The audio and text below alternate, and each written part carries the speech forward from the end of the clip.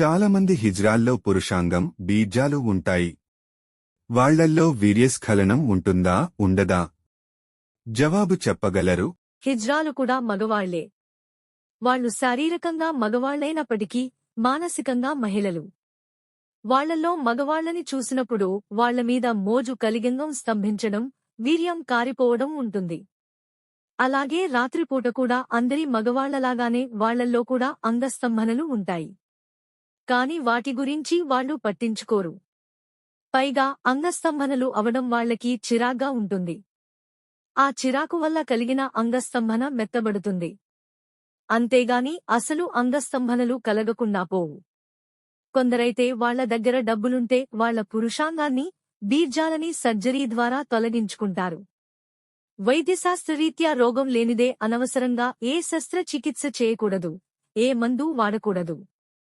అందుకని వీళ్లకి క్వాలిఫైడ్ డాక్టర్లు సర్జరీ చేయరు. కేవలం క్వాక్ డాక్టర్లే ఎక్కడో కాస్త తెలుసుకుని ఇటువంటి శస్త్రచికిత్సలు చేస్తుంటారు.